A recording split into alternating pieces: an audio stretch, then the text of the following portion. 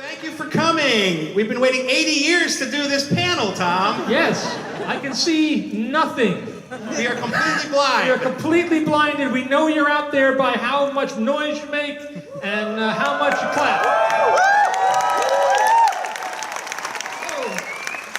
So, my name is C.B. Cebulski, and I am the editor-in-chief at Marvel Comics. And I'm Tom Brevoort, and I've been hanging around Marvel Comics for about 30 years doing whatever. And we're here today to kind of take you on a little journey through the history of Marvel over the last 80 years. For those of you who are new Marvel fans, for those of you that are dyed-in-the-wool Marvel people, we're hoping that we'll have a couple of stories that will entertain you about the past, that will show you the length and breadth of Marvel's long publishing history, and entertain you and teach you stuff. And then we have a gift for you at the end. A gift? A gift for coming out and spending time with us. Tom and I are old school Marvel fans. I'm sure you guys are too. One of the things we're doing here at D23, we are looking for the biggest Marvel superfans. So, during this panel, we might have a couple trick questions. And if there is someone who knows the answer, maybe, there will be a very special additional bonus gift for you if you know the answer to some of our questions. All right? So, like we said, we're fans, you're fans, this is a panel for the fans. We really don't consider this a panel, this for us is just a fireside chat. We're all just sitting around, talking about Marvel, talking about our 8 decades, the characters, the comics that we love so, so dearly. So, shall we get this kicked off? Yep, let's do it. Oh, one other thing. This panel is being live streamed around the world. So let's give a big hello to our international Marvel Universe audience. Hello! Wherever you are in the world, thank you for tuning in, thank you for being a part of it, and thank you for making yours Marvel wherever you are. So, all right, why don't we start? Sit down. All right. Take a seat. Oh, that's comfy. Yep. So this isn't a bonus question or a trick question, but who knew the name of what the company for Marvel Comics was before we were called Marvel Comics? Timely, I heard it. I can't see it. This is going to be a problem. Yes. We're going to take it on faith. So, Timely Comics. Yeah, Marvel Comics started in 1939, 80 years ago. Hey, they brought the lights up. There you are. You look great. Have you lost weight? Yes, I have, Tom. Thank you. You're looking good. Marvel Comics began in 1939 as Timely Comics. The publisher was Martin Goodman.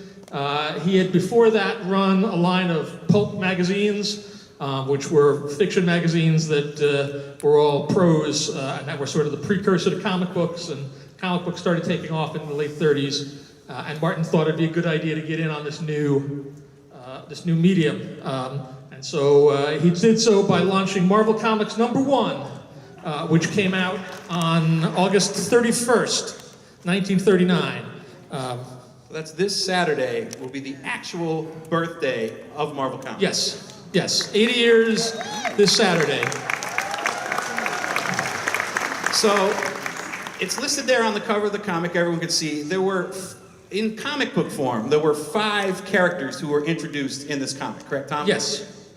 And you want me to list them? Sure, okay. Go ahead. I can read them there too. Okay, well, no, we'll do this. We'll do this together. We'll work together as a team. Yep. We'll do this. Yes, there were 5 characters, original characters introduced in Marvel Comics #1. The cover character, as you see there, he looks a little different, a little weird, even from the insides there, is the Human Torch. There was Namor the Submariner. There was the Angel, who was a union-suited detective. There was Kazar the Savage, who was a jungle hero. And there was you've lost the clicker. I've lost my water. Oh. That's okay. You can keep going. Okay, I'll keep talking. Right in front of him? All right! Give that man a prize. All right, the original Human Torch, the Submariner, the Angel, Kazar the Savage, and the Masked Raider, who was a Western Lone Ranger kind of character. And for the most part, most of those characters, it was a different age, obviously, Right. have existed in some way, shape, or form throughout Marvel Comics history in our tapestry of continuity for the last 80 years. Yes, yeah. All those characters, while they've changed, while in certain cases, like the Human Torch, different people sort of inhabited those roles in later years, most everything that was introduced in Marvel Comics #1 is still somewhat relevant to the publishing world 80 years later. And in fact, Martin did this as a test case. He printed 80,000 copies with an October cover date and sent them out. He got the printing back, and it was a new printer. And the printer on the first printings did a terrible job. They were badly printed. They looked awful. And Martin thought, man, I'm going to lose my shirt on this. We're not doing this anymore. But he sent the 80,000 copies out, and they sold out instantly. And he went back and reprinted it the next month, which is the copies that you'll sometimes see with the October whited out and a November date over it. He printed 800,000. And those two sold really well. So all of a sudden, Timely Comics, Marvel Comics was an ongoing enterprise, was a thing that they were going to do. And I remember recently, we were at an exhibition for Marvel Comics history, and they had an actual copy of Marvel Comics #1. And you mentioned, I think, was it there were less than 100 known copies in existence? It's something like that. There are only about 100 of those, at least that are known to still exist in the world, because it's 80 years and there were paper drives and a lot of moms threw young people's comics away, and that's why they're valuable today. Great. So let's start with our first question, see if anybody know the answer to this. So Marvel has a history of our characters teaming up, of going into each other's books, of crossing over. It's this big interconnected universe in comics, in the games, in the Marvel Cinematic Universe, as we've seen up through Endgame. But who knows the comic that featured the first Marvel team-up? Can anybody name that comic? No, Secret Wars comes later. We're going to be talking about that. Good guess, though. A little bit before Secret Wars. Spider-Verse, nope.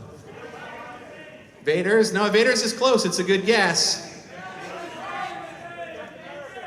Nope. Spider-Man and the Thing. Marvel Team-Up's a good guess, too. All right.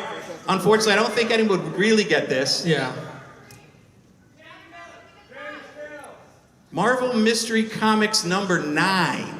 Yeah, Marvel Mystery Comics #9. They'd only done 9 issues of this comic, and this had an idea that seems like an obvious idea to us today because we've been doing it so long. But up till Marvel Mystery Comics #9, you never got characters from 2 separate series interacting. The original Human Torch was a fire guy, obviously. The original Submariner was a water-based hero and was kind of more of an anti-hero. He came from Atlantis. His people had been wronged by the surface world, and he kind of came to Manhattan on a rampage. And so, as a big story stunt, Carl Burgos, who drew the Human Torch, and Bill Everett, who originated the Submariner, took the 2 characters and put them at odds with one another for 22 pages. And this was a huge sensation. And it's also the first inklings of what we now know as the Marvel Universe. The real, one of the fundamental ideas of the Marvel Universe is that all of the crazy, ridiculous, superhuman characters we have, heroes and villains, all exist in the same world, in the same space. And at any given point, they can encounter one another and battle one another or have relationships with one another. And that all started here, and this was the first time anybody, not just in comics, but anywhere, had done this. It's a crazy thing to think about, but before this, you wouldn't have seen, Aliens versus Predator. Nobody had done it. So were there more than 100 copies of this comic in existence? There probably are, but not too many more than that. Maybe 200? Wow. So, Captain America. So, Captain America #1. Captain America was, in the 1940s, Timely's big character, big comic. The character was created by Joe Simon and the great Jack Kirby, which is a name you'll hear an awful lot over the course of the next hour.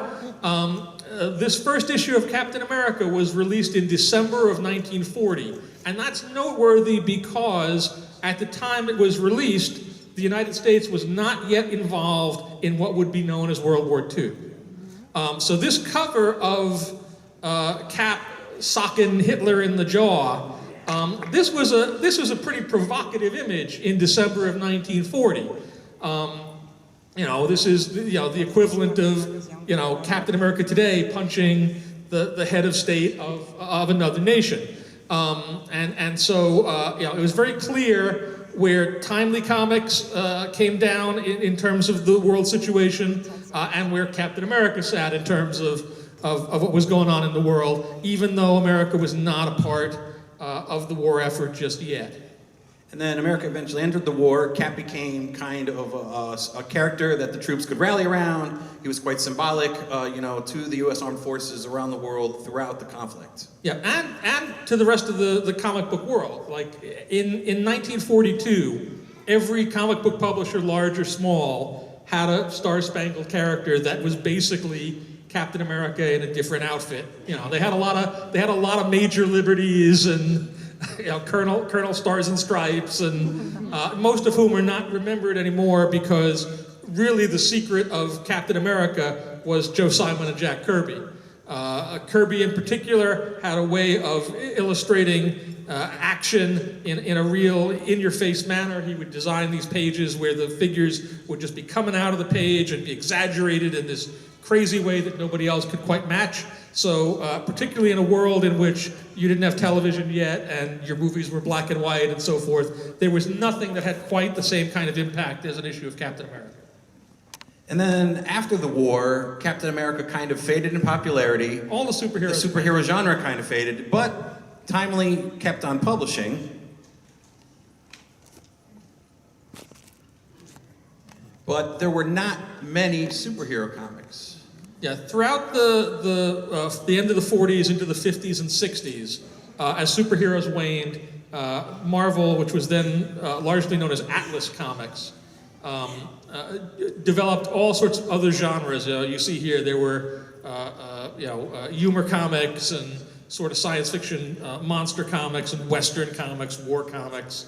And a number of these characters, surprisingly, have gone on to have a life much like the characters from Marvel Comics #1. Certainly everybody here, I'm sure, knows who Groot is. I am Groot. And they just announced at the Marvel Studios panel that the Black Knight is going to be a part of the Eternals film, and he stems from this period. Yep. I see, we've also got Patsy Walker there, who was in the Jessica Jones series. Yep. Venus is in Agents of Atlas. So a lot of these characters, even though they weren't superhero comics, remained popular or were brought back to be a part of the continuing Marvel Universe to this day. Yeah, it's one of the beautiful things about the Marvel Universe is that we use the whole buffalo. And that even a thing that we come out with and we try and it doesn't quite click at that moment, there may be another moment years later where that idea, with a little twist or a little reimagining, becomes a huge success. And we'll get to some more of that as we go.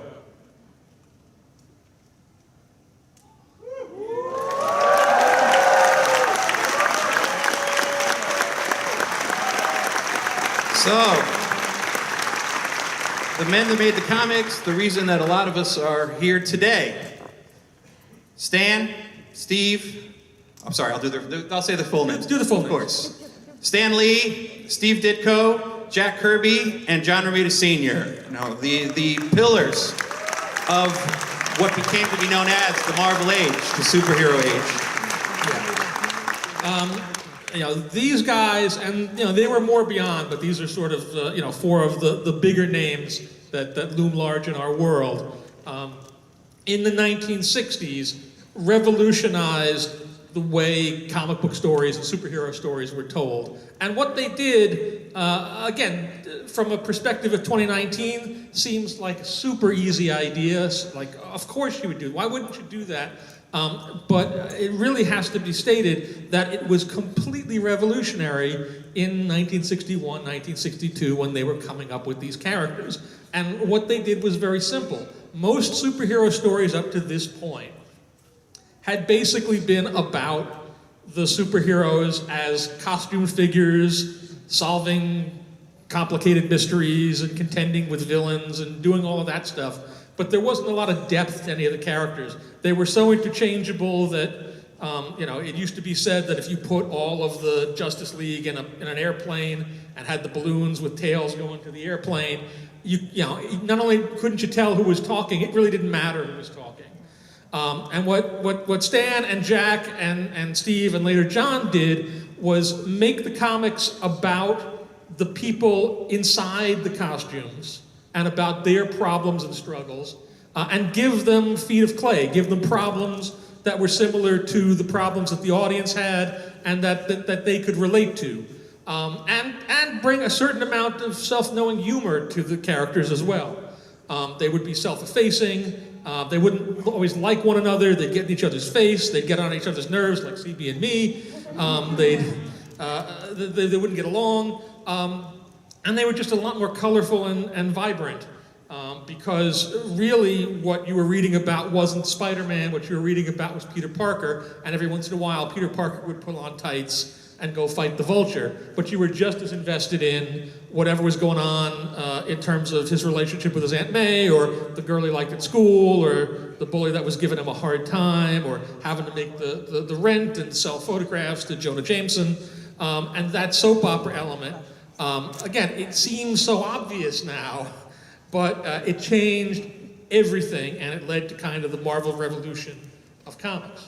And then those are tenets that we still abide by to this day when we make the comics or the games or the animation, or when Kevin Feige is producing the films. It's really, the names on the books and on the big screen when you go there is Spider-Man and Captain America and the Hulk. But at their core, the reason that these resonate with us is we're telling those stories about Peter Parker and about Steve Rogers and about Bruce Banner. And it's that humanity that really, grounds us as fans with the characters that we know and love. Now, as we get on to some more of the history, right? So Fantastic Four. Thank you. The first, what we think of as the Marvel Comics, was Fantastic Four #1. And Fantastic Four #1 was a response to DC having a very good selling book. DC was the big mainstay company in the early 60s, and they had a hugely successful title called Justice League of America, which was basically all of their superheroes together as a team. You may have seen stuff on them. And Martin Goodman, who at this point was kind of a trend chaser, you could tell from the years when he was doing mostly genre comics. Whenever, if war movies seemed to be in, he'd do a lot of war comics, and if science fiction movies were in, he'd do a lot of science fiction comics. So he found out that Justice League was selling really well, and he went to Stan Lee, who was his editor, and said, "Stan, Justice League is selling really well. We should do a book like Justice League." And the story has it that at this time, Stan had been working in comics for about 20 years. He was the editor at Timely. He had been since around 1942, and he was sort of churning through these sort of formulaic stories, and he was in his 40s. He just turned 40, 41, 42, and the business didn't seem like it was going anywhere, like it was a dying industry, and he wanted to get out, and he was trying to get a newspaper strip going or some other writing work, and he had not quite found another avenue to move into. And supposedly he was at home one night, bemoaning his lot in life to his wife Joan, and Joni said to him, "Well, look, Stan, why don't you just do a book the way you want to do it? Because the worst thing that'll happen is it won't sell, or Martin will fire you, and if he fires you, you want to quit anyway. What the heck? Give it a shot." And so, emboldened by this, Stan and Jack Kirby launched Fantastic Four, and rather than either bringing back the characters that they had from the 40s and so forth and doing the same old thing, they tried to approach this in the manner we talked about earlier, starting with the characters being interesting human beings first, and superheroes second. In fact, in this first issue of Fantastic Four, they don't even wear costumes. They're just in normal street clothes, as you can kind of see here. their foibles, the fact that they didn't get along, the fact that there was some tragedy baked into them, and that the thing had become a superhuman creature, but one for whom his power was a curse. He couldn't live a normal life because he was a big green rock monster. Orange rock monster. Give that man a comic. He's smarter than I am. No prize. You know, these were all things that were suddenly very exciting to people. And the fact that the stories began to start to connect issue by issue. And this is such an iconic cover that most of us know, you know, for most of our lives as Marvel fans. And when we're planning our 80th anniversary, we were talking about telling stories that hadn't been told before. And when you leave and you get Marvel Comics 1000 today, you're going to read it and see there's a great tale in there about some of the backdrop of the Marvel Universe. But the one story we talked about has ever been told, and I think you think has it, is if the Fantastic Four here is fighting a big green monster, who tied up Reed Richards? And we talked about maybe we should tell that story, but we never got around to it. No, we haven't. We haven't figured it out yet. And then Fantastic Four came out, was a hit. Yep. Stan and Jack had a hit on their hands. So Martin said, make more, correct? Yes, yes.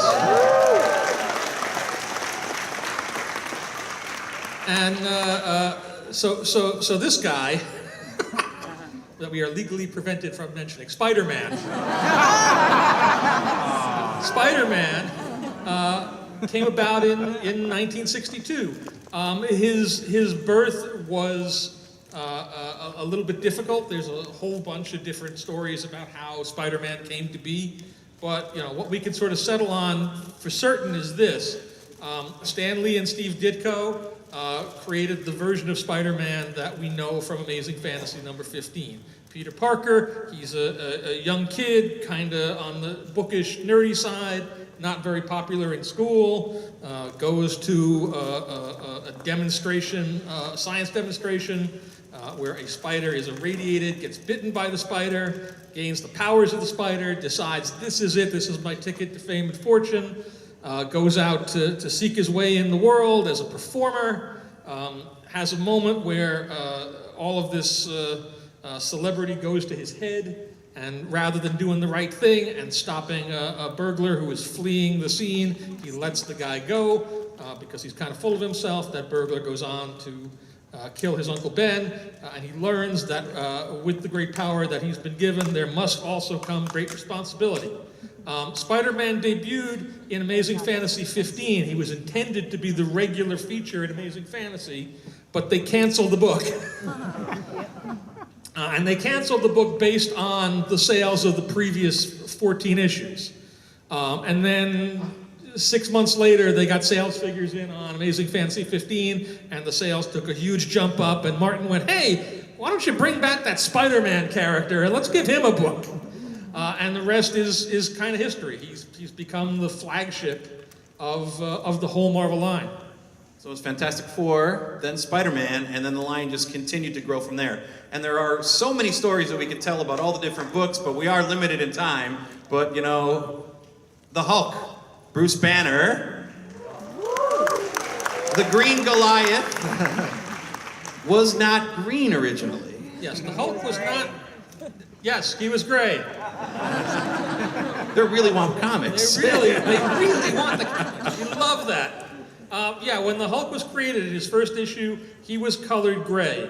And by the second issue, people had had a change of heart and a change of thinking. And from that point forward, he was depicted as green. But that was not the case originally. What was that? Friends? He's saying it was a printing error. Yes. It wasn't actually a printing error, but that's a longer story than I have time to go into here. They made a choice, and it was not the best choice. So they made another choice, and green turned out to be a better choice. Next year we can come back and do the Urban Legends of Marvel panel. All right. So, Stan and Jack and Steve and John and Wally and Joe and all the guys who came in started building what we know as the Marvel Universe. And one of the terms that Stan coined for that was that Marvel was the world outside your window. You want to explain a little bit about it, or? Yeah, because Marvel Comics is the real world. Unlike a lot of other comic book companies at that time that created these fictional worlds with these, superheroes that really weren't all that relatable, Stan really wanted to make sure that not only were the characters themselves relatable through their heart and their humanity and their humor, but also that the surroundings, that the places that these characters lived were real places, and that the events that happened in the books were a reflection of those periods of time. So Marvel Comics, to this day, are really, on the cutting edge of reflecting what's going on in the world. They're still escapism, but, they're relatable in that way as well. And so, as Stan sat in his office in New York and wrote these stories, and the artists were in their offices and cubicles drawing them, they always kept in mind that if they wanted to look like, you could look out your window no matter where you were in the world, and you could see Spider-Man swinging by, or you could see Iron Man flying overhead, or you could see this thunder god from Asgard kind of battling a dragon over the Atlantic Ocean. So yeah, it's one of the common stories that a lot of Marvel fans and people have gone on to be creators talk about. The first time they come to Manhattan, to New York City, and come to the Marvel offices, they walk down the street and they kind of look up and look around, kind of hoping to catch a glimpse of Spider-Man swinging around in between the buildings. And this was really Stan just writing what he knew. Most other comic book superheroes lived in places like Metropolis or Gotham City, these made-up fictional cities, and Stan figured it was just easier to write about the place he knew. He lived in Manhattan, so most of the superheroes lived in and around New York City, and that somehow gave everything a greater sense of realism to it. Now, when these guys were creating comics, they were using something mostly called the Marvel method, which was Stan was writing, probably just peak, how many comics? 10 to 12 comics a month? Yeah, something like that. So Stan would write out quick plots, either a couple paragraphs on a page, or sometimes, as the legend tells it, he would just verbally dictate stories to Jack Kirby or John Romita, and they would go away and they would draw the 20, 22, 24-page stories, and they would come back with the art, and after that, Stan would go in and actually dialogue it based on some of their suggestions. Yeah, so in point of fact, it was a much more collaborative system than anybody else was using, and the artists were really co-creators on all of these series. That a lot of the page-to-page plotting that was going on in the Marvel books was due to Jack Kirby and Steve Ditko and John Romita and the other folks that were involved here. But what that also meant was the Marvel comics were a lot more visual. They were a lot more exciting because the artists would draw stuff they wanted to draw and make those pages and make those scenes just more electrifying and more visual than other comics that were very rigidly set to panel one, this happens, and this is the caption, and this is the balloon, and so forth. It was a sort of weird, cockeyed way of going about making the books, but it really worked out for the better for those creators. Yep. Another big part of The World Outside Your Window was Stan wanted a lot of the Marvel characters, be they heroes, villains, background characters, love interests, to reflect the world outside your window. So he wanted anybody to be able to pick up a comic and find a character they can relate to. So Stan was one of the creators, along with the co-creators on the books. We're big on introducing a diversity into the books and the characters. It's going to bring us to one of our secret questions.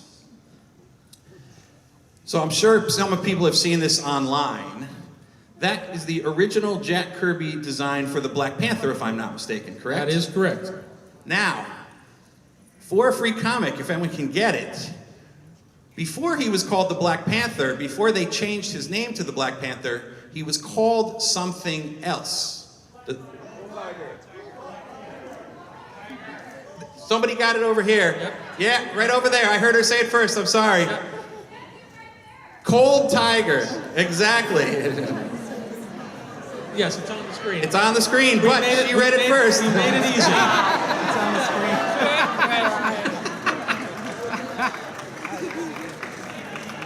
So, the Black Panther, as we know him, Prince T'Challa, was originally the Cold Tiger, who looked like that, but he was changed to the design that we know and love in the Fantastic Four. Yeah, this was in 1966. Having a black superhero in 1966 was a fairly revolutionary thing. Again, it's kind of impossible to really think about that these days, but it was true. And in fact, there was such concern about the introduction of this and what this might do to the sales of this issue of Fantastic Four, in southern states or whatnot, that this is the whole reason that the Panther's costume was changed, and he got the full cat face mask, is so that on that first appearance cover, he looks cool, but you can't tell what his ethnicity is. Again, it worked out. He looks great. It was a great moment. But there's a little underbelly to it that's not as wonderful. Yep. And as you know, Black Panther T'Challa has gone on to be worldly recognized, one of the greatest movies that Marvel has produced last year. And if you weren't at the panel earlier today, they just announced Black Panther 2 for May 6th, 2022. And along that time, along the same theme of the world outside your window, there were Marvel Comics reflected some of the problems that were going on, in American society at that point. KKK. Who remembers this? Anyone? The growing drug problem in America back then. Yeah. It was the 60s. This issue is actually noteworthy because if you look at that Spider-Man cover on the left, in the upper right corner, there is no Comics Code Authority seal.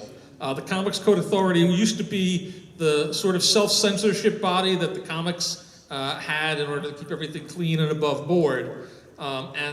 This issue of Spider-Man and the two that came after it were published without the code. And the reason they were published without the code was the division of the US government came to Stan and asked him to do an anti-drug story in one of the Marvel comics. They knew that Marvel had a growing college readership and that they really paid attention to what was going on there, and they thought it would be a good way to get the message out about the dangers of drug use. Stan didn't know a whole lot about the contemporary drug culture, but he did a very nice story. There's a few panels from it there.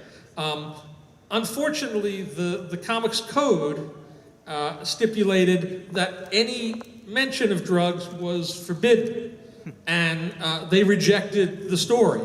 And Stan went to them along with Martin Goodman and said, but the government asked us to do this. And the code said, nope, it's against the code, we won't. And they went ahead and published it anyway, which was a fairly brave thing to do because they didn't know if they'd get distribution, if they were going to have any kind of blowback on this. And as it turned out, again, they got a lot of good publicity and write-ups. And after this, the code was revised to sort of bring it up to date in the late 60s and early 70s, and to make stuff like doing a drug story that was an anti-drug story, making that allowable under the rules of the code. And we stopped using the comic code when? Early 2000s or late 1990s? It's the early 2000s, around 2001. Yeah. So there is no comics code now, they're gone. So anybody remember this stuff? So we always like to say that Marvel and a lot of what Stan was doing was the precursor to modern social media. And you might laugh when I say that, but I think we truly do believe that because Stan was one of the first people to go in there and really pull back the curtain and have a direct dialogue with fans in so many different ways. And here you see some of the examples from, the Mighty Marvel Marching Society to the Friends of Old Mary Marvel, FOOM, Stan's Soapbox, Bullpen Bits, and even the Marvel No Prize. And also, I think Marvel was one of the first modern fan clubs as well, correct? Well, they certainly had a fan club. One of the things that Stan was very good at in his text pages, on his letters pages, in such, is, as CB says, talking directly to the audience and making all of the people on the comics, including himself, characters almost as broadly drawn and vibrant as the superheroes that you were reading about. That he would give everybody personalities. He wouldn't just be Stan Lee, he'd be Smiling Stan. And Jack Kirby would be Jolly Jack Kirby, even on the days when he wasn't so jolly. And he would talk about the things that were going on, and he'd provide a real dialogue back and forth with the audience that just created more of a sense of you being a part of the club, you being an insider and a real part of Marvel in a way that other comic book publishers at the time just didn't understand and didn't do. Again, as CB says, it's the same kind of thing that you see today everywhere on social media, but Stan was doing it with the technology of the 1960s. So there's a lot of buttons and bumper stickers and weird fan club paraphernalia. And There was a record, right? yeah, there was a like a flexi-disc record where Stan got all the people to go out to a recording studio and joke around for 20 minutes. And this stuff really made, again, Marvel feel like your circle of friends, like your buddies were all hanging out and swapping stories and having a good time. And up there in the top, I believe your right-hand corner, you'll see what's called the Marvel No Prize. And for those who don't know what the Marvel No Prize was, that was the thing that Stan did as continuity started growing, because they were writing all these comics and creating these new characters and having this interconnected universe, and sometimes mistakes would get made. Something would be colored wrong, or they would reference an adventure that's the first adventure, but they'd met the character before, and the No Prize was created. So what it was if you recognized a problem in Marvel Comics, or there was a glitch or an error in the continuity, you could write Stan a letter, tell him what the mistake was, and come up with a solution, how you would fix it. And if you did that and he liked it, he would send you that envelope empty. And it was the Marvel No Prize. Yeah, that envelope actually was an outgrowth of things. Like first, Stan had said we're not going to give out any prizes, for this sort of thing. There are no prizes. He started using it as a term, so people would send in their mistakes and solutions, and he'd say, right, you get a no prize. And people would write to him and go, I've been waiting and my no prize hasn't shown up. Where is my no prize? And Stan was clever enough to go out and print these empty envelopes that said, your no prize is inside, and they would seal them and they would send them out and it would show up. And then after that, he would start getting mail that said, I think my no prize fell out in the mail. There was nothing in the envelope. And now people just go on Twitter and call us useless idiots. We've cut out the middleman. It's a lot easier now. And then one of Stan's other great ways to interact with the fan was, of course, the Fantastic Four fan page, the letters page that they would run in the back of every issue of comics. A lot of people that we know and love have been published a lot in these comics.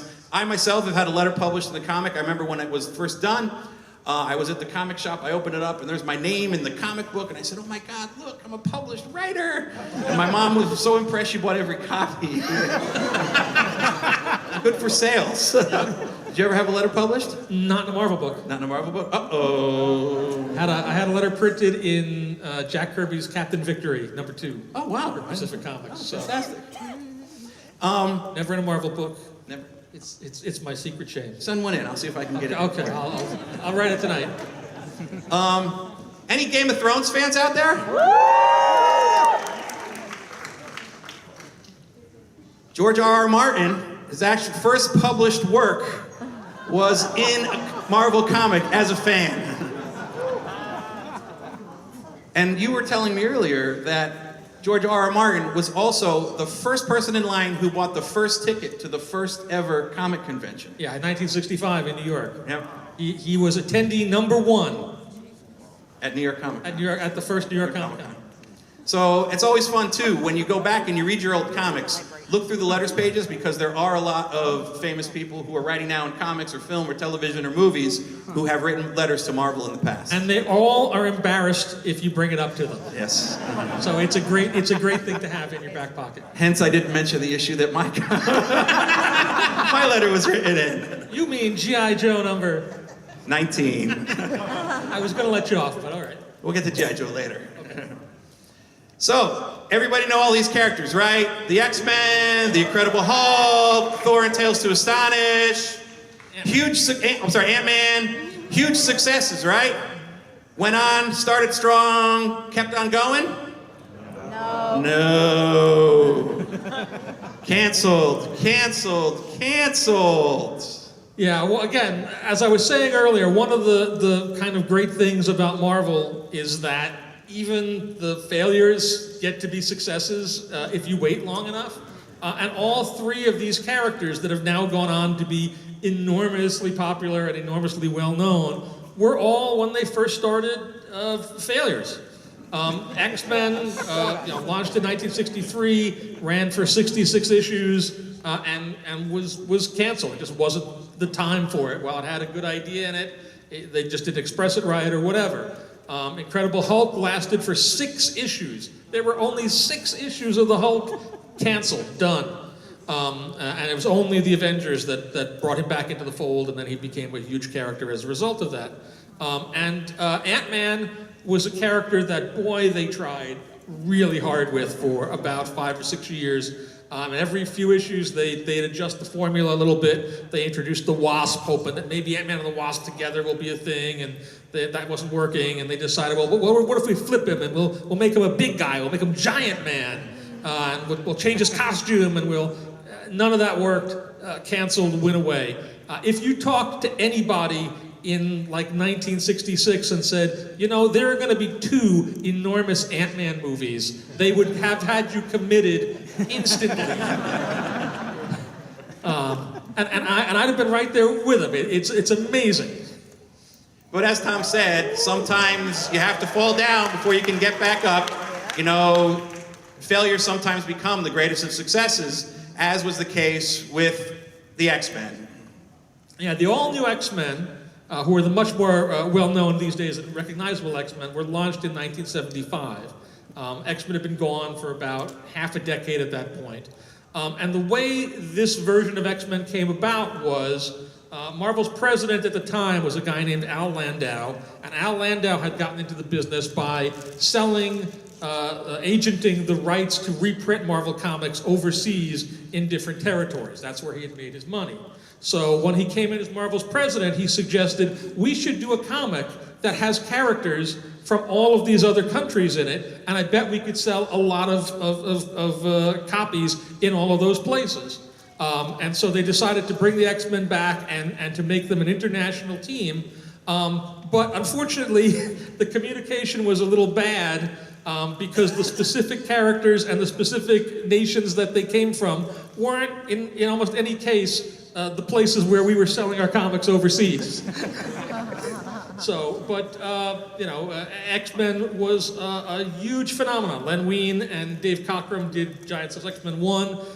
Len was very quickly succeeded by Chris Claremont, who went on to write X-Men for 17 years and really set the template for those characters.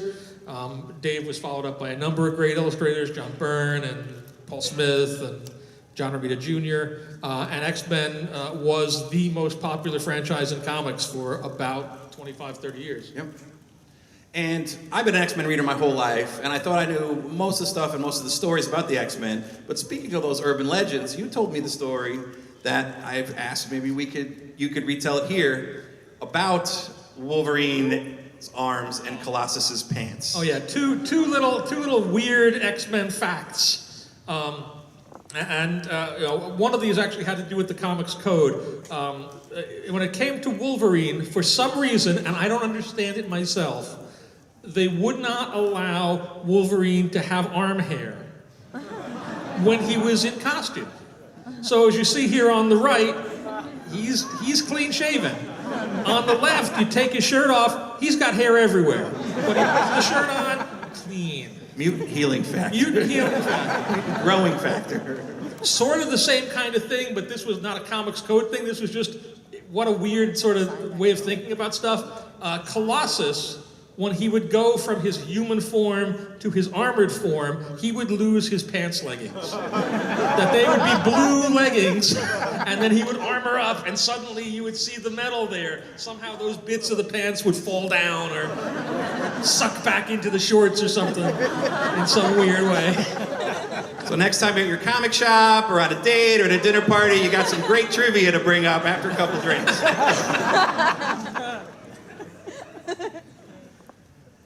Now, moving on, other kind of controversial things that are happening in comics at the time, kind of other firsts.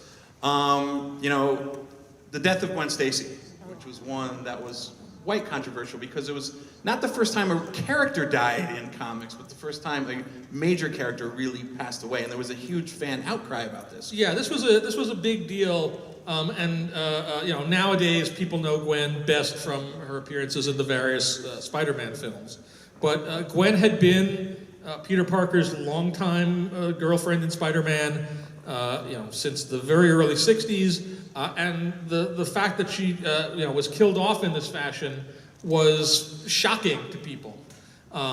During this time, Stan was the publisher of Marvel, and he would go on personal appearances, speak at colleges, much like this, but a lot better. And he would talk to people about it, and this book came out, and everywhere he went, fans were upset, and they would throw things at him and go, "Why did you do this? Why did you kill Gwen Stacy?" And he came back to the offices afterwards and went to writer Jerry Conway and said, "Jerry, you got to do something. You got to bring her back. Help me out here, pal." And this was the origin of the Spider-Man clone saga. That the way Jerry got around this was he introduced Gwen Stacy's clone, and then there was the Spider-Man clone, and that became a whole snowball that kind of grew out of control as a result. But it was as shocking a story from a story point of view as had ever been done in comics before. And why did we want to talk about the comic on the left again? I forget why we put Turning Point in there. I don't know. All right. It was a great comic. It was worth every penny of that 20 cents. And see, someone's already tweeted. See, those idiots don't know what they're talking about. You don't need a tweet to know that. But also, Really. in the continuing stride to make Marvel feel like the world outside your window, Stan kept introducing more characters. One of those great characters was Luke Cage, the hero for hire. I know Mike Coulter did such an amazing job playing Luke in the Netflix series. The other thing, though, the interesting thing about being kind of representing the world outside your window is fashion. Fashion never quite ages well, nor do costumes. So when you go back and you look at a lot of these costumes, they're classic costumes. And old school Marvel fans, we love them. But people knew coming into these comics, look at these and go, "Oh my God, these comics look so dated." It's very much like looking at photos of what you were wearing 20 years ago. So as you can see, here's Luke Cage's original costume, and so many people still love the costume, especially the tiara, which they did a great homage for in the first episode of the Luke Cage show. So.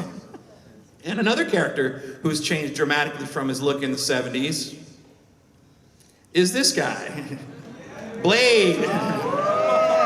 So, they just announced we're going to be going back to Blade. Mahershala Ali is going to be playing Blade.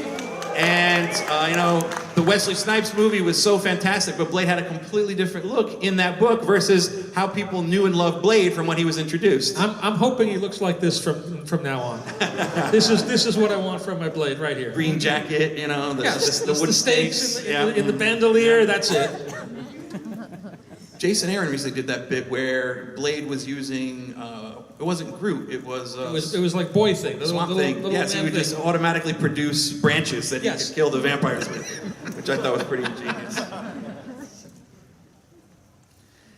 And then as Marvel grew, got older, and the time passed, Stan and the co-collaborators at Marvel, the business people at the time, started expanding Marvel out into different mediums, which is why we got so many early animated shows and live action shows that we know and sometimes love.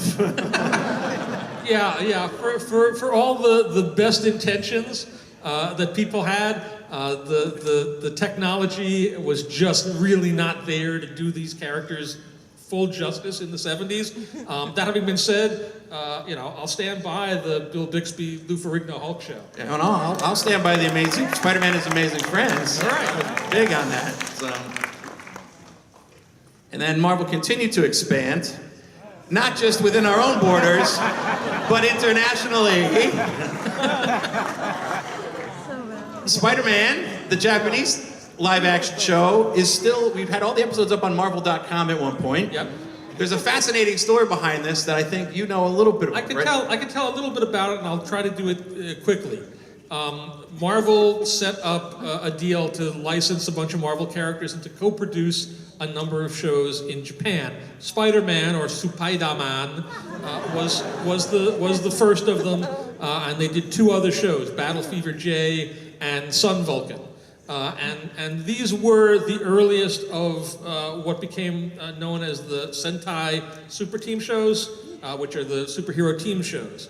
At the time, Stan was working out of the Marvel Animation on the West Coast, and one of his vice presidents was a woman named Margaret Loesch, and they really wanted to import Sun Vulcan to the United States. They thought you could take it and you would translate it, and maybe you'd film some new bits with American actors, and this would be a huge success. And they couldn't get anybody to pay attention to them. They could not sell this at all. Cut to 5 or 6 years later, Margaret Loesch ended up in charge of the Fox Kids morning, and ended up eventually doing the show that they wanted to do with other people, and that was the origin of Power Rangers. So Power Rangers kind of comes back to the original Spider-Man Japanese live-action show. How many people knew that? A couple did, great. So, someone earlier mentioned Secret Wars. Are we going to talk about the secret origin of Secret Wars? I mean, this is a comic that I still remember buying the first issue of. It is a comic, was really the first event comic that Marvel or any publisher actually produced. And it is a comic and a series that has repercussions to Marvel, to our publishing line, to this day. Yes. Where did it come from? Was it originally conceived as a comic book, Tom Brevoort? It was not originally conceived as a comic book per se. We had cut a deal to do a line of Marvel superheroes toys, and the toy company was wanting a comic book to tie in to their toy launch that would promote the thing that they were doing. And Jim Shooter and Mike Zeck took that on and did Secret Wars. And Secret Wars became a huge game changer in the world of comics. It was the first comic book series that took all the characters and put them in one big, massive, crazy story, kind of like the Avengers Endgame of its day. But it all came back originally from a desire to sell and promote this line of toys. And it's interesting because while this did start as a toy line, it went on to become one of the most iconic comic book series. And it reflects one of the sayings that Stan used to have is great characters and great creators equals great comics. So it might not care where the idea comes from, if it's to sell toys or to create a TV show, but the right creators coming onto a book with the right, with the passion for it to tell the right story can really create a fantastic Marvel comic with what they have. Yeah. And one of the big things that came out of Marvel Secret Wars was this change to Spider-Man's costume. The idea behind Secret Wars is all the heroes would go off onto this adventure on this far-off battle world, and they'd all come back somewhat different. And the biggest change was that Spider-Man was going to have this black costume. And this idea was debuted, and Jim Shooter came up with it and thought, this is great, everybody will love this. We'll have a new Spider-Man, and all of the licensing partners went, what are you doing? You're changing Spider-Man. Spider-Man's our bestseller. We sell so much Spider-Man stuff. You can't do this, Jim. So they ended up only intending to keep the costume for the duration of Secret Wars. That in Spider-Man, at the end of Secret Wars, Spider-Man decides, he realizes that the costume is alive and it's an alien symbiote that's bonding to him, and he throws it away and puts his old suit back on. But as soon as the book started coming out, they were enormously popular. And as soon as the licensors found out about it, they suddenly were getting requests from all of their accounts going, we want the new Spider-Man too. And they were like, we have 2 Spider-Men we can sell now. That's twice as good. You gotta do more of this, Jim. And so the black costume ended up sticking around and being a regular thing, and leading to its evolution into Venom. The big Spider-Man villain of the late 90s, or late 80s, and all through the 90s and 2000s. Exactly. And you know, a lot of people don't know, speaking of toys, that Marvel originally back in the day, especially in the early 80s, told a lot of stories with licensed properties. And not just did we create comics for these toy companies like Hasbro and G.I. Joe, but a lot of the storylines for those two properties particularly were developed by Marvel. You might have seen this on Hasbro, or I'm sorry, on Netflix, The Toys That Made Us. Yeah. They've gone really into detail on this, but you know, there were comic book creators that were hired through Marvel to create these kind of histories that went on to popularize the toy lines. Yeah. Before Star Wars came out, George Lucas and the folks behind Star Wars were worried that it wasn't maybe gonna hit, which is a crazy thing to think about today too. And one of the things that they wanted was they wanted there to be a Marvel Comics adaptation that came out before the film to kind of prime the pump and get people excited and understanding what their movie was about. And so there was a deal cut, and Marvel started doing Star Wars comics. And the first 2 or 3 issues came out before the film even opened. And these turned out to be the most successful comics Marvel ever published in the 70s. They went through multiple printings. They were reissued as treasury editions and digests and paperback books. And literally, Star Wars as a comic saved Marvel at a time when not a lot of comics were selling very well. The sales of just those Star Wars movie comics brought in enough money to keep Marvel going. Yeah, and recently, it was about 5 years ago, Star Wars came back to Marvel, which was great. And then last year, Conan, which was a comic that we published for years back in the 70s, was relaunched at Marvel with Jason Aaron, Mahmoud Asrar, and Matt Wilson. Has been doing phenomenally for us, and has led to a number of different series.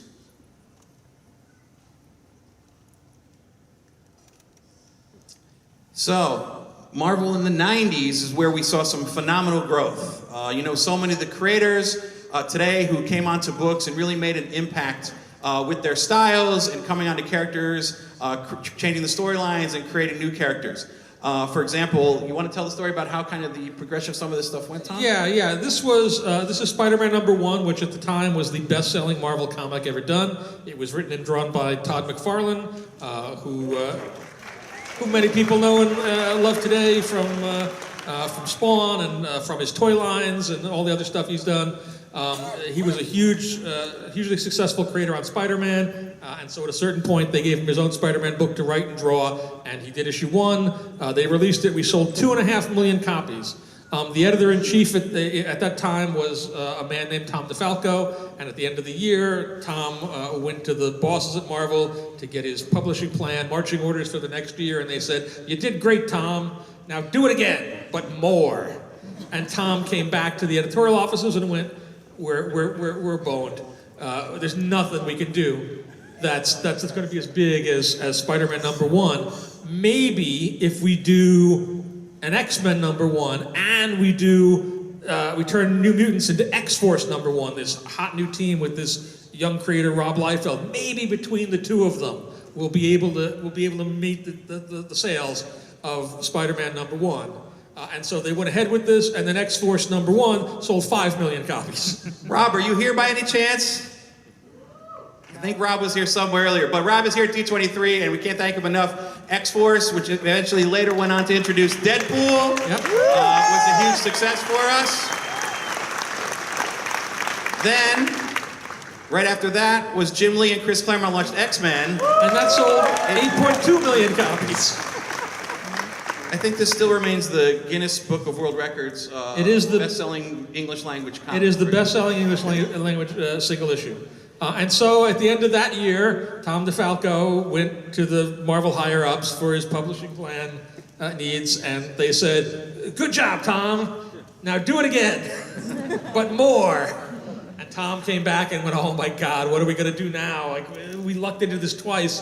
And their answer ultimately was to do lines of books. And this is the origin of the 2099 line, which took the Marvel characters and reimagined them as they would be in the far-off future of 2099, which is now like about 6 hours from now. And Carnage was another character. Yeah, another unexpected success. As Venom became more popular, as a villain. He was a villain, but he was kind of an anti-hero villain. He had kind of a good side to him. All he really wanted to do was kill Spider-Man, but besides that, he was all right. And as he became more popular and he headlined a book of his own, the decision was made, like, we kind of want to get back to a villainous version of a symbiote character, and so Venom's symbiote dropped a Spawn, and that Spawn became Carnage, the even worse version of Venom, and Carnage, too, became a wildly popular character, and an antagonist for both Venom and Spidey. Yeah, and this month we just launched Absolute Carnage, where the character still remains super popular. New series written by Donny Cates with Ryan Stegman. And folks, we are running a little over here, but the kind folks at D23 Expo have given us a couple extra minutes. So if you don't mind staying, we got a couple more things, because Tom and I have been talking a little too much, but Yeah, we should shut up. try and fly through this stuff. Who remembers this? This was the gateway for so many people into Marvel. It's so fondly remembered. If Jordan White, our X-Men editor, was here, he plays the theme song on a ukulele for us in the office.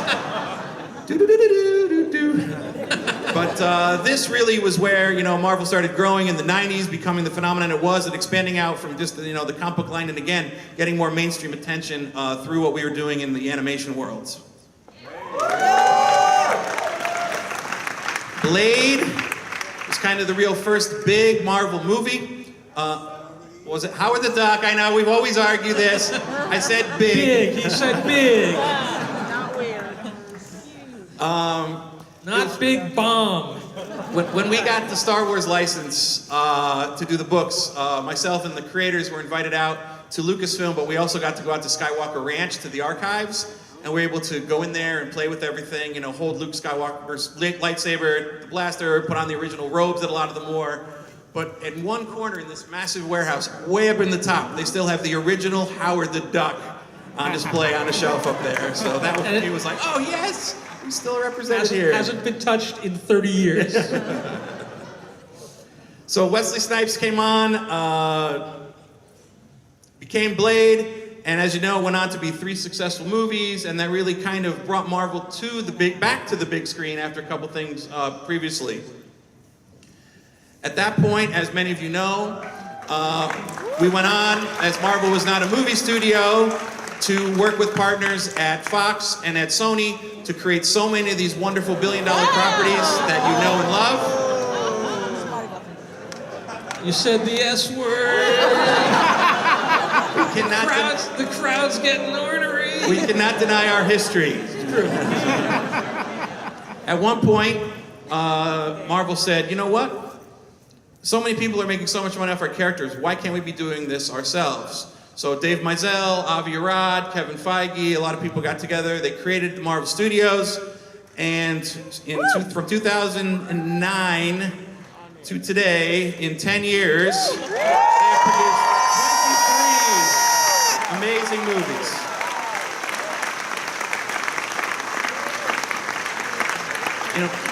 Kevin was such a genius in what he's done, in that he's taken the interconnected tapestry, the shared universe theory, and brought that to film, which again, we really had not seen before as it crossed over movies. And it's a testament to what Kevin and his team have done, in that we also haven't seen it since he started doing this. That, you read any of the trades or all the talk about movies, and everybody talks about the interconnected universe that they're going to have, and because they don't build it from the ground up in the way that the Marvel Studios team did, starting small with Iron Man and Hulk and Iron Man 2, Thor, Captain America, to eventually get to Avengers. Those things have not worked out for anybody else. So it really is a staggering a run of phenomenally successful movies. And a lot of times during this panel today, we've said, when you look back, it was a crazy idea, but I still remember in 2007 when they announced that we were going to be doing Marvel Studios, we said we were going to be launching with an Iron Man movie, and people were like, what? Iron Man? Yeah. Marvel's crazy. He's a C-list character at best. They can't do anything with Tony Stark. Yeah, if you read all the newspaper clippings from back in the day, they were like, oh, Marvel Studios, all they got left is the junk characters. They gave all the good characters away, and this just shows there are no bad characters. There's good storytelling, and good storytelling triumphs over everything. You can take characters that failed in the 60s and make them enormously successful in the modern day if you have the right story and the right creators and the right talent. Marvel's just the context that's the lens through which these stories are told. And the other great part about what the Marvel Cinematic does is it brings so many different genres. They're not just superhero movies. They're superheroes starring in genre movies. You look at Guardians of the Galaxy, it's sci-fi. Ant-Man's almost a heist movie or romantic comedy. Captain America, Winter Soldier is really a spy thriller. And the list goes on and on and on. And it's that magic that's going to keep this going. They are superheroes that live in this movie, but they are not just movies solely about superheroes.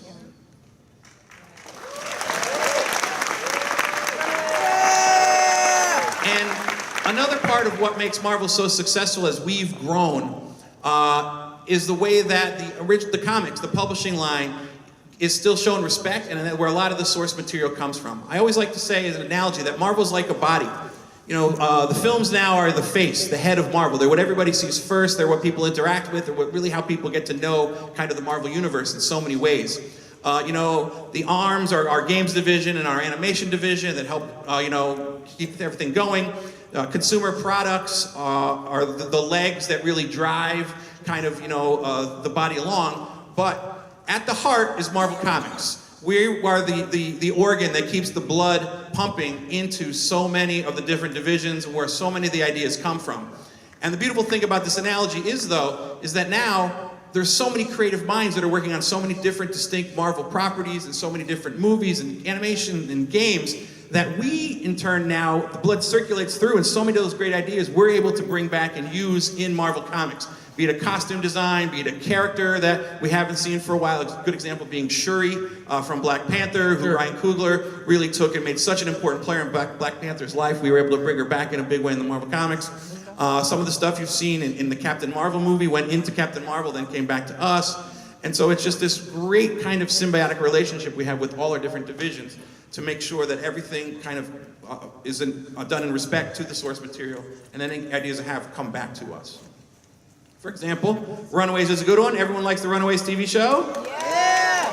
This is the one I love. This was the original promo image that Adrian Alfona did for Runaways when he created the series. And Josh Schwartz, who was the showrunner for the Runaways TV show, is such a fan that he remembered this promo image was only once used on a trade and turned it into pretty much the promo poster for the movie, which was a great honor for us.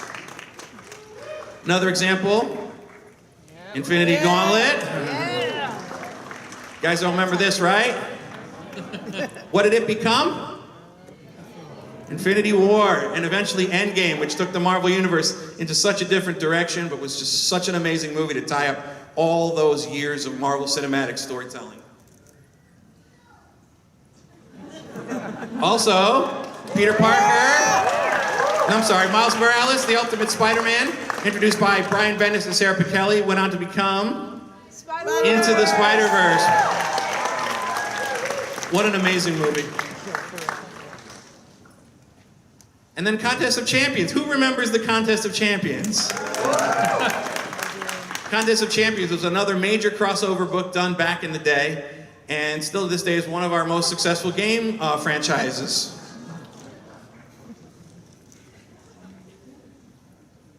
And then Marvel doesn't extend just to stories that are being told here in the States. The franchises have now expanded internationally, where we're doing authentic, original characters and comics and animated series done abroad. For example, here we have The Future Avengers, which is a popular anime series in Japan. We launched Arrow and Swordmaster, two Chinese characters, last year with our partners at NetEase that have recently come out here in the States in English. And then a lot of people don't remember, but Spider-Man is a story done by some Indian teams back in the day, which was done and translated into so many different dialects in India over the years. And this is just the first, the small example of some of the stuff that we have done and will be continuing to doing as Marvel grows internationally with local creators telling authentic stories about Marvel characters in their countries and cultures. And that is all reflected here as well. As Marvel, grows, and again, with the tenet of the world outside your window, we're very big on, diversity and introducing characters that are going to appeal to readers of all ages. So recently, Riri Williams took on the role of Ironheart. Of course, Miles Morales, Spider-Man, and then Kamala Khan, Ms. Marvel. Again, recently announced yesterday as a Disney Plus TV show. One of the biggest successes that we have had at Marvel, both domestically and internationally, across many mediums here at Marvel. And now, we're an hour over. We're an hour over? No, we're a little bit over. Holy smokes. No. But one of the reasons we're here is to talk about Marvel Comics 1000. This is the way that the major book that we have chosen to take and celebrate our 80th anniversary. You will all be getting a special copy when you do leave today. For those that don't know, it's very close to the 10-year anniversary of when Marvel became part of the Disney family. And we've been very cautious through these last 10 years where to mix the characters. And Mickey has never appeared with the Marvel characters in any place before. But the kind folks at Disney and the people here at the D23 Expo worked with us at Marvel to create a special collectible you can only get at this panel. A beautiful cover by Humberto Ramos that shows Mickey finally interacting with the Marvel heroes. And the mainstream, the regular edition of the book comes out on Wednesday, so you're actually getting it a few days early. So please don't spoil it for everybody. Yeah, you know how the Russo brothers said no spoilers, Thanos demands no spoilers? Brevoort demands no spoilers on Marvel Comics 1000. So Yeah. Tom, why don't you tell us, this was your baby. Wonderful cover there by Alex Ross. Could you give us a quick rundown about what the fans here can find when they open the cover of Marvel Comics Yeah, 1000? very simply. Marvel Comics 1000.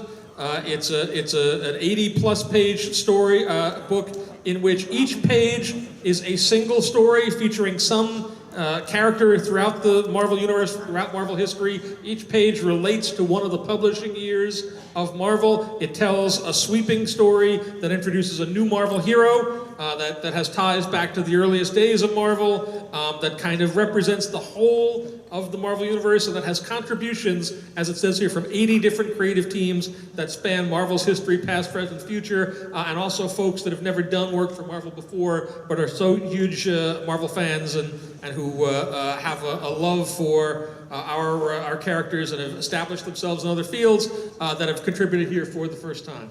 Yeah, and I mean, this was a bear for you to put together, and I never knew how you were going to do it. And, you know, we talked about it during the creation of the book, and when I finally went through and read the whole thing, you know, it's just such a tribute and a triumph to celebrate the Marvel anniversary in this way. So if you could all help me give a big round of applause for Tom.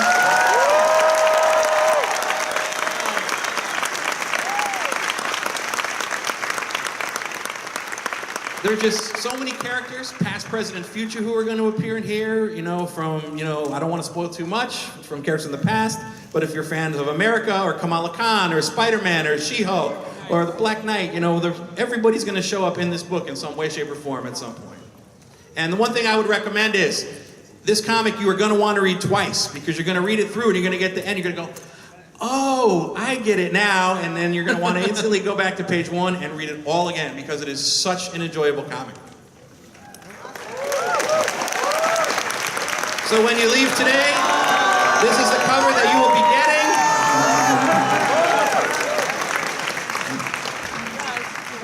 And one thing we did want to talk about quickly is launching this weekend, we've partnered with Sirius Pandora, where we'll be doing the road to the Marvel Comics 1000. They're doing this great thing where they're pairing up a song from each decade with one of the pages of the comic of that time. Yeah. They have, there's a whole thing, a whole program has been devised there where tracks have been pulled from a wide variety of musicians going back to 1939 that reflect to the book, so it kind of adds a multimedia experience to reading the thing.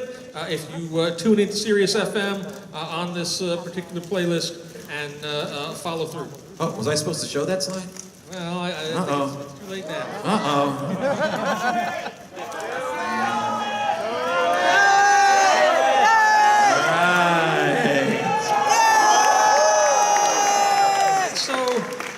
So Marvel Comics 1000 was our big celebration of the history, of the past of Marvel and its 80 years of publishing. And at the end of this year, the last week in December in 2019, we're going to be doing our next big book, which is much more about the future and what is coming and what is about to strike the Marvel Universe. That book will be called Incoming. It will be another massive 96-page whopper that you can pick up over your, your Christmas, New Year holiday. All we're really saying or showing about it is this teaser image. For those of you who saw that we presented a slate of different comic events over the year, this was the teaser that is December. We're giving away a little bit more here. So, Tom had just wrapped Marvel Comics 1000. After a year of hard work, he said, whew, I'm putting that baby to bed. I said, Tom, I have an idea where you could do it all over again. He goes, oh, what, in 10 years for our 90th anniversary? Nope, 10 weeks, last week of December, get cooking. But this book really is something that so many of our current creators are working on, going to really set the course for what you're going to be seeing in the Marvel Universe in the years to come. In 2020, yeah. 2020. So, I just want to say thank you all for coming. Thank you for being Marvel fans. Thank you for celebrating these 80 years with us. And please, get your comic on the way out and enjoy the rest of D23 Expo.